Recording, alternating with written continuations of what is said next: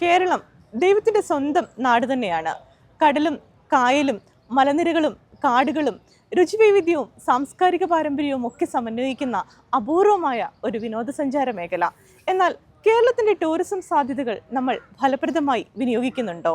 ഇല്ല എന്ന് തന്നെയാണ് ഉത്തരം. ടൂറിസം ഇന്ന് വെറും വിനോദം മാത്രമല്ല, ആയിരക്കണക്കിന് തൊഴിലവസരങ്ങളും സർക്കാരിന് വലിയ വരുമാനവും സൃഷ്ടിക്കാൻ കഴിയുന്ന സാമ്പത്തിക ശക്തിയാണ്. കാസർഗോഡ് മുതൽ തിരുവനന്തപുരം വരെ ഓരോ ജില്ലയ്ക്കും സ്വന്തം കഥ പറയാനുണ്ട്. വ്യത്യസ്ത സംസ്കാരങ്ങൾ, തനതു ഭക്ഷണ രുചികൾ, പൈതൃക കേന്ദ്രങ്ങൾ, കലാരൂപങ്ങൾ, പ്രകൃതി സൗന്ദര്യമാണെങ്കിൽ ആവോളം. ലോകത്തെ ആകർഷിക്കാൻ കഴിയുന്ന പ്രകൃതി സമ്പത്ത് കേരളത്തിന്റെ വികസനത്തിനായി വിനിയോഗിക്കാൻ പ്രത്യേക പദ്ധതികൾ തന്നെ വരണം.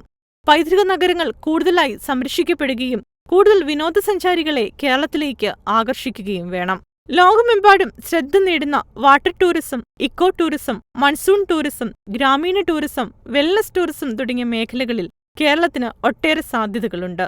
അതോടൊപ്പം ശബരിമല, ഗുരുവായൂർ, വിവിധ ആരാധനാ കേന്ദ്രങ്ങൾ എന്നിവയെ ബന്ധിപ്പിച്ചുള്ള പ്രത്യേക തീർത്ഥാടന ടൂറിസം പാക്കേജുകളും കേരളത്തിന് വലിയ അവസരങ്ങൾ നൽകും. കേരളത്തിന്റെ ടൂറിസം മേഖലയെ അടുത്ത ഘട്ടത്തിലേക്ക് ഉയർത്താൻ പ്രാദേശിക തലത്തിൽ കൂടുതൽ ശ്രമങ്ങളുണ്ടാകണം. ടൂറിസം കേന്ദ്രങ്ങളെല്ലാം പൂർണ്ണമായി മാലിന്യമുക്തമാക്കണം. എളുപ്പത്തിൽ സമ്പാദ്യം വളർത്താം. ഇന്ന് തന്നെ മൈഫിൻ TV ആപ്പ് ഡൗൺലോഡ് ചെയ്യൂ.